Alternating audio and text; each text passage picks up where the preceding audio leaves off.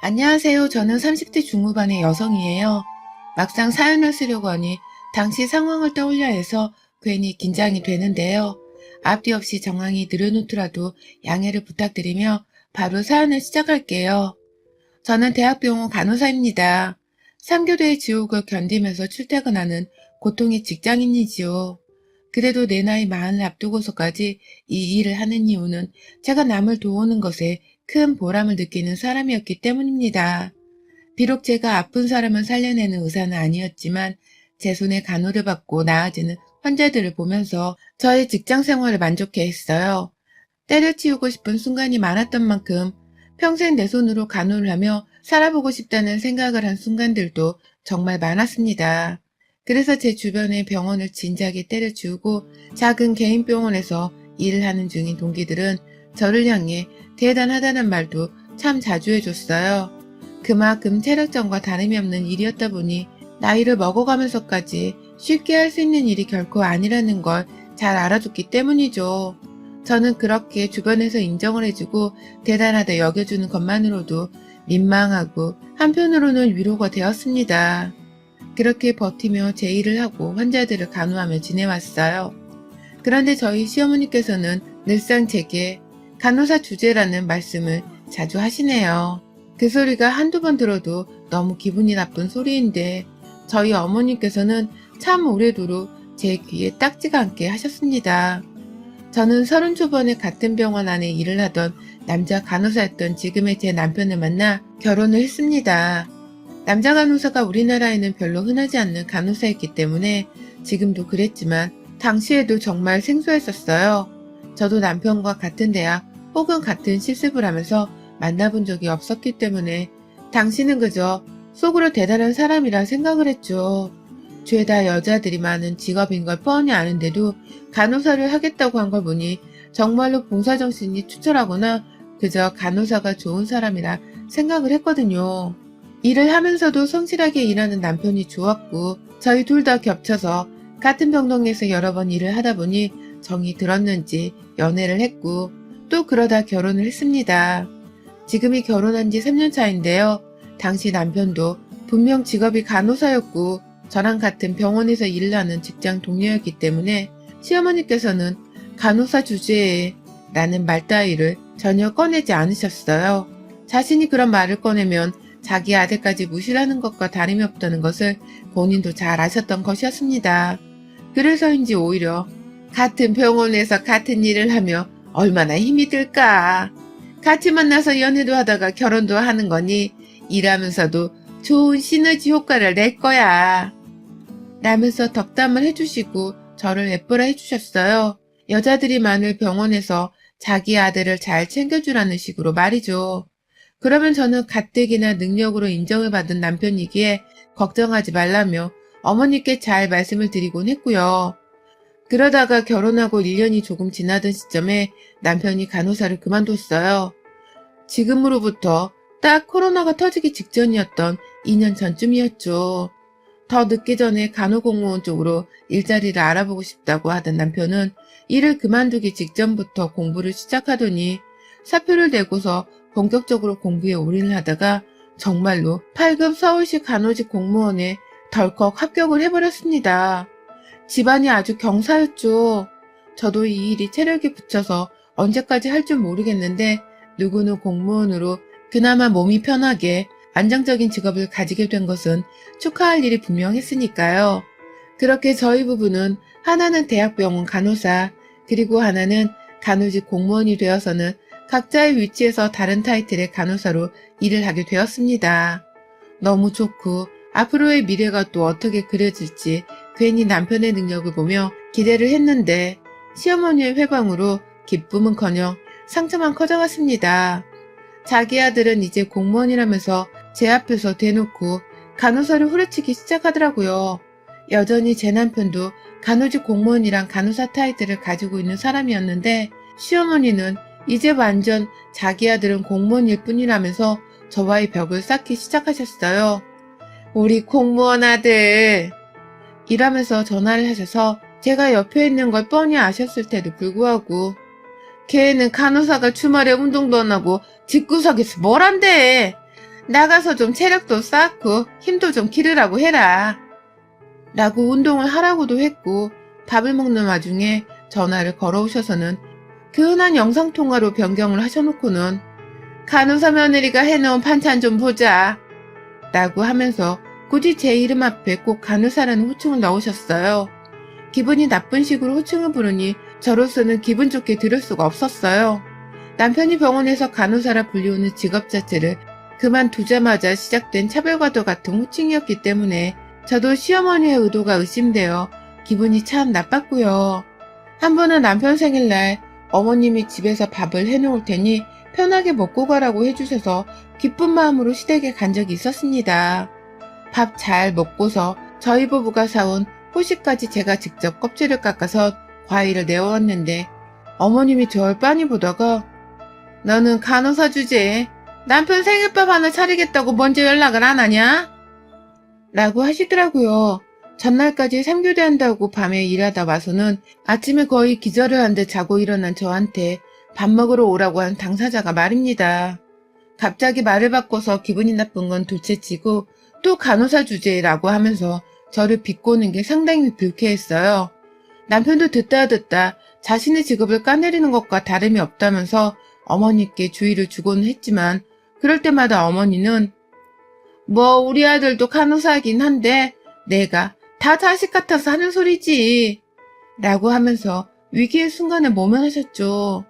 매번 폭발을 하려고 하던 저도 그런 어머님의 위기 탈출을 바라보며 더 큰 화를 내지는 못했고요. 그 후 코로나 때문에 저나 남편이나 일이 너무 바빠지고 또 코로나로부터 각별히 조심을 해야 하는 최전방의 직업군이었기 때문에 시어머니를 자주 만나 뵙지는 못했습니다.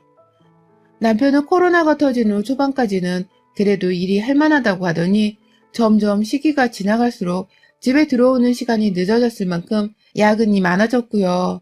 그러니 저도 이왕이면 사람들을 좀 덜 마주칠 수 있는 쪽으로 일을 하고 싶어서 저녁이나 새벽 근무를 대타로도 잘 서주면서까지 밤을 위주로 일을 하려고 했어요.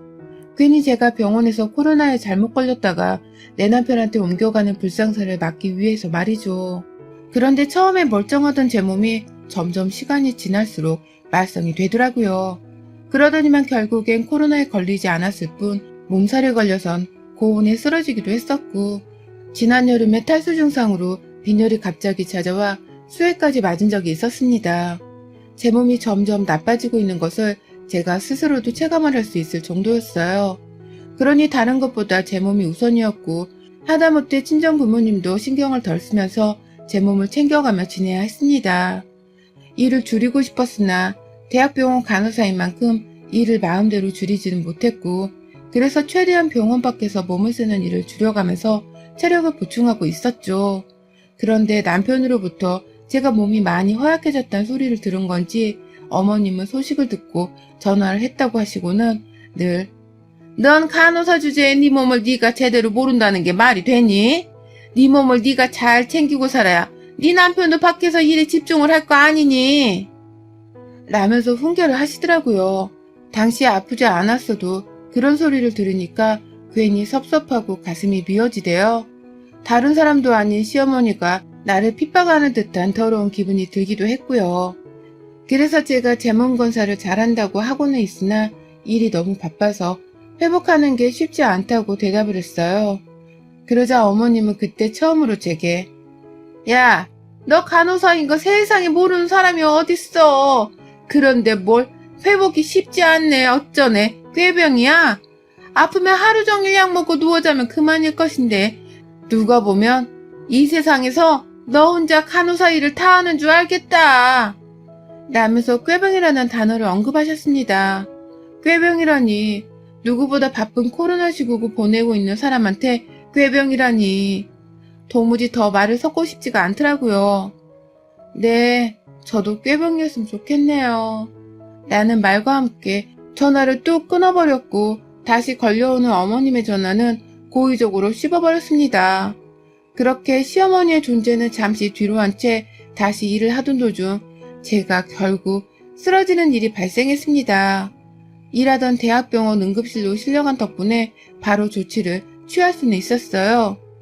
순간 코로나인 줄 알고서 식겁을 했는데 정신을 차리고 의사 말을 들어보니 과로에 스트레스 등 안 좋은 것들은 다 겹쳐서 정신을 잃은 것 같다고 하더라고요. 제가 최근 아프다면서 입맛이 없던 바람에 하루에 한 끼로 버티고선 일하고 잠깐 잤더니 그것 때문에 저혈당도 찾아왔다고 하고요. 저희 친정 부모님부터 시작해서 남편까지 병원으로 줄줄이 찾아왔지만 코로나로 인해 방문객에 제한이 있어서 친정 부모님은 두 분이 번갈아 가며 들어오셔야 했고 남편은 내내 제 옆자리를 지켰습니다. 그렇게 정신을 차리고 안 되겠다 싶어서 병원에는 며칠 휴직을 신청했고요. 저는 그냥 그렇게 병실 침대에 누워 아무것도 안 하고 잠만 자는 것만으로도 너무 꿀 빠는 듯 좋더라고요. 이게 얼마만에 진득히 누워서 잠만 자보는 건가 싶기도 해서 병원밥이 맛이 없는 편에 속했음에도 불구하고 남이 해다주는 병원밥이 그렇게나 맛있을 정도였습니다. 그렇게 저는 쓰러져 있을 때 왔던 빈혈과 저혈당 등에 대한 더 큰 조직 검사를 혹시 모르니 해보자는 의사의 권유로 하루 동안 짧게 입원을 해서는 병원에 누워있게 되었어요. 그리고 무사히 검사도 끝마치고 몸도 좀 회복이 되는 듯 했어요. 여전히 온몸에 힘은 없었지만 말이죠. 그런데 혼자 있던 병원에서 뜬금없이 시어머니를 목격했습니다. 방문자증까지 끊고서 들어오신 걸 보니 저를 보러 오신 것이 분명히 보였어요. 웬일이냐고 물어보는 제 말에 환자복을 입던 저를 찬찬히 훑어보시더니 너 왜 멀쩡한데 입원까지 했니? 라는 말을 처음 하시더라고요. 아프니까 입원을 했다는 제 말에 시모는 기가 막히다는 듯이 말씀하셨습니다. 내가 너 때문에 우리 아들이랑 오랜만에 밖에서 저녁 한번 먹으려고 불렀는데 네가 갑자기 보란듯이 입원을 한 바람에 약속도 바람 맞췄잖아. 너 일부러 그런 거니? 내 아들이랑 내가 밖에서 밥 먹는 거 알고선 일부러 쓰러진 거지? 라는 말을 아주 당당하게 하시더라고요. 저는 물론 처음 듣는 말이었고요. 당시 쓰러지고서 바로 응급실에 갔던 바람에 깨어나고서는 제 주변에 와 있던 남편을 보기만 했었습니다. 다시 눈 감고 떠보니 병실 아니었고 남편은 제 옆에서 잠시 간호를 하다가 집으로 돌아가 잠까지 자고서는 이따 퇴근할 때 병실로 다시 찾아오기로 약속을 했었어요. 그런데 시어머니는 이걸 다 제가 일부러 짜고 치고서 쓰러진 것이 아니냐고 의심을 하더라고요. 순간 아프던 것이 더 아파지기 시작했고 속은 더 터질 것 같았습니다. 이미 자세를 보니 저를 믿고 싶어하는 눈치가 1도 없었어요. 그런데 더 충격적인 것은 바로 시어머니의 태도였습니다.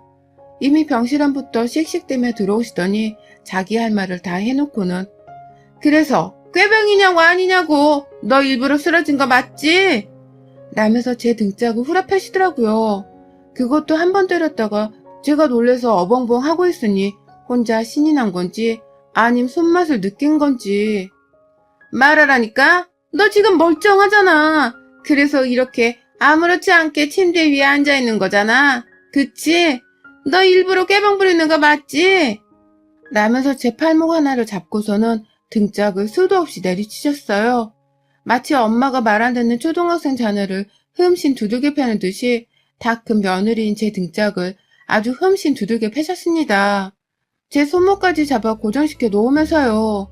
그러니 주변에 있던 다른 환자들이 처음에는 제 친어머니인 줄 알고서는 아이고 이쁜 딸내미를 뭐 때릴 때가 있다고 치나 라며 장난스레 지켜보다가 제가 어머님 왜 이러세요? 라면서 점점 큰 목소리로 반항을 하며 시어머니로부터 벗어나려 하자 며느리야? 딸내미 아니고? 라고 하면서 왜 귀한 남의 집 자식을 잡고 있냐고 다가와주기 시작하셨어요. 그러니 자연스레 병실 밖에서도 사람들이 찾아와 보기 시작했고 급기야 다른 간호사들의 만류에 시어머니는 겨우 제 근처 밖으로 아예 병실 밖으로 쫓겨나셨습니다. 제가 아예 처음부터 간호사한테 저 사람 지금 허락도 없이 병실에 들어와 나한테 폭력을 가한 사람이니 내쫓으세요. 라며 소리를 지른 덕분이기도 했죠. 도대체 이게 무슨 일인가 싶기도 하고 내가 왜 아파서 쓰러졌는데 시어머니께 맞았어야 했나 싶기도 하더라고요. 밖에서 어머님은 사람들 눈초리가 부담스러웠는지 입을 꾹 다무시고는 조용히 병원을 벗어나신 듯 했고요. 저는 그 길로 내내 병실에서 분이 터져 어쩔 줄을 몰라 하다가 남편이 퇴원수속을 밟아주러 왔을 때 불이 났게 퇴원을 준비했습니다. 그리고는 그 길로 남편을 데리고서 바로 시댁에 갔죠. 아, 가는 길에 남편한테 물어봐서 그날 어디서 시어머니랑 뭘 먹기로 했냐고 물었더니 남편은 갈비를 먹기로 했다더군요. 그래서 시댁 앞 마트에서 팩 안에 든 갈비 한 줌을 샀고요. 아무것도 모르는 남편은 당시까지만 하더라도 시댁에 가서 같이 갈비를 먹으려 하냐면서 조금 더 사라고 옆에서 부추기기까지 했어요. 그러니 저도 남편이 결제를 하라고 하고는 갈비팩을 2개 더 샀죠. 총 3팩을 말이죠. 시댁에 가니 어머님은 아주 평온하게 TV를 보며 계시더라고요. 시아버지는 옆에서 영문도 모른 채 제가 쓰러지지 않았냐면서 이제는 괜찮냐고 물어를 보셨고요. 남편은 그런 아버님께 우리가 갈비를 사왔으니 같이 먹자고 상차림을 하려고 했고 저는 제 몸이 안 좋다면서 갈비를 끝까지 제 손에 든 채 시어머니 옆 소파에 가 앉았습니다. 어머님은 저를 보며 아주 당당히 그래, 퇴원수속은 잘했고 이제 몸은 괜찮니? 라고 물어보셨는데요. 얼마나 가식적이던지요. 그래서 제가 아직 몸은 괜찮아지지 않았지만 이제 곧 괜찮아질 것 같아요. 라는 말과 함께 제 손으로 그 갈비팩을 그 자리에서 뜯어버렸습니다. 주먹으로 비닐팩 부분을 치면서 소파 이 한가운데서 갈비팩을 뜯자 시어머니는 그거 국물 떨어진다며 또다시 제 등짝을 후려치고 저리 가라고 소리를 지르시더라고요. 그래서 저는 왜 또 때려요? 라는 말과 함께 이거 아들이랑 먹고 싶었는데 못 먹어서 나한테 화났던 거 아니에요? 마음껏 드시라고 총 3팩을 사왔으니까 오늘 어디 한번 제대로 잡숴봐요. 라고 하면서 그 국물이 뚝뚝 떨어지는 양념갈비를 시어머니께로 던졌습니다. 제 손으로 쳐 드시라 입안에 넣어주려고도 했고 그냥 가슴팍이랑 얼굴 부분에 생갈비 국물 맛 좀 보라면서 집어 던지기도 했고요. 팩 안에 남아있는 국물까지 모조리 다 시어머니께 맛보라며 플라스틱 팩 자체를 갖다 던지기도 했어요. 거실에서 난장판으로 싸워대는 저희 2사람을 말리겠다고 시아버지부터 남편까지 나서서 말리려 했지만 소용없었습니다. 저는 남은 갈비팩들까지 죄다 뜯어서는 시어머니께 가져다 던진 채 당신 아들까지 데려왔으니 잘 먹어봐요. 이제 다시는 2사람 사이에 안 낄 테니까 걱정 마시고요. 한 번만 더 나 찾아와서 나 후려치는 짓거리하면 그땐 갈비보다 더한 걸로 당신 가만 안 둘 거야. 내 손에 똑같이 얻어맞고 싶지 않으면 행동 똑바로 해. 라며 남편도 내버려 둔 채 시댁을 나왔어요. 2손엔 양념갈비 소스가 한가득이었고 엘리베이터로 타자 그 안에 갈비 냄새가 아주 진동을 했는데요. 체면이고 뭐고 없었고 그냥 시어머니께 제 손맛도 보여드렸다는 생각에 몸이 회복되는 기분이었습니다. 애초에 시댁에 들어가기 전 남편의 찾기를 제가 받아서 챙긴 덕분에 시댁에서 나오자마자 남편 차를 끌고선 혼자 집에 돌아왔어요. 나중에 곧장 저를 따라온 건지 남편이 따라서 집에 도착을 했는데 병원에서 무슨 일이 있었냐면서 한참 묻더라고요. 아무래도 시어머니도 스스로 떳떳하지 못하니까 자기 아들한테 제대로 된 설명도 못한 채 모르쇠로 일관을 하셨던 것 같습니다. 그래서 제가 하나하나 다시 나열을 했네요. 병실에 뜬금없이 찾아와서는 아들이랑 갈비 먹기로 했는데 내가 부리는 꾀병 때문에 못 먹었다고 화가 나선 내 등짝을 아주 두들겨 팼다고 말이죠. 병실에 증인들도 한가득이고 내가 알고 지내는 간호사도 그 상황을 목격했으니 나는 이걸로 니네 엄마 소송까지 걸 거라면서 아직 다 닦지도 않은 갈비 묻은 손으로 남편을 향해 삿대질을 해대며 분노를 했어요. 세상에 어떤 시어머니가 아픈 며느리를 찾아봐서는 위로는 못해줄 망정 후려팰 생각을 다 하냐면서 말이죠. 갈비로 그 난장판을 치르고 왔음에도 아직 속이 다 안 풀린 것 같다면서 죄 없는 남편에게 전화해서는 시어머니를 당장 데려와 무릎 꿇리라는 말도 서슴없이 했습니다. 표정이 일그러지다 못해 제 눈치를 보느라 어쩔 줄 모르는 남편의 얼굴에 제 속은 조금씩 화가 풀리긴 했는데요. 그래도 시어머니의 사과는 죽어도 받아야겠더라고요. 결국 그날 남편은 시아버지께도 있었던 일에 대한 전말을 말했고 결국 시어머니는 그날 저녁에 시아버지 손에 이끌려 저희 집을 찾아왔어요. 제가 저희 부모님께도 이 사실을 알려서 일을 크게 만들겠다고 하니 시아버지도 사돈보기가 미안스럽고 겁이 나셨는지 바로 시어머니를 데려오셨죠. 입이 이미 삐쭉 튀어나와서는 시아버지 앞에서 울기도 울었는지 눈이 충혈되어 있는 시어머니를 뚫어져라 쳐다만 봤습니다. 왔냐는 말도 물어보지 않은 채 그냥 죽이려 마냥 노려봤어요. 그러자 어머님도 제가 더 이상 뒤로 물러나지 않고 오히려 자신에게 달려들면서 응징이랑 응징을 다 할 것이라 예상을 하신 건지 그제야 서서히 꼬리를 내리시대요. 아니 나는 라는 말로 처음엔 얼렁뚱땅 넘기려다가 웃음기 하나 없는 제 얼굴을 마주보고서는 미안하다. 내가 잠시 아들을 못 봐 흥분을 해서는 라면서 사죄를 하셨어요. 손까지 싹싹 빌면서 이를 더 키우지 말라고 말이죠. 우리 엄마가 이 사실 알면 당신 오늘 살아서 집에 못 가요. 라고 살벌하게 시어머니를 향해서 말을 하자 어머님은 제 입에서 당신이란 말이 나와 당황스러우셨는지 저를 빤히 보시다가 눈을 피하시더라고요. 이제 더 이상 자신에게는 시모짓을 할 명분이 없다는 걸 스스로도 잘 아셨던 것입니다. 간호사라서 저를 무시하고 또 깔보는 언행을 아무렇지 않게 하시는 줄 알았어요. 이게 다 직업 때문에 그런 건가 생각을 했었는데 지금 생각해보니 알 것 같아요. 시어머니는 그냥 며느리인 제가 다 마음에 들지 않으셨기 때문에 뭐라도 하나 꼬투리를 잡고서 괴롭히고 싶으셨다는 것을 말이죠. 그런 줄도 모른 채 저는 그저 저의 직업에 대한 회의감도 가졌고 자존감도 무지하게 상해봤었고요. 이제라도 내 손에 시어머니 뺨만 안 쳤을 뿐 먹고 싶으셨다는 갈비를 쳐대며 마음껏 드시게 해서 속은 후련합니다. 제 앞에서 사과를 하며 스스로도 떳떳하지 못한 모습을 보이니 지는 얼마나 속으로 창피해 죽으려고 하겠나 싶어 안쓰럽기도 하고요. 물론 제 기분을 후련하게 해주는 안쓰러움이었지만 말이죠.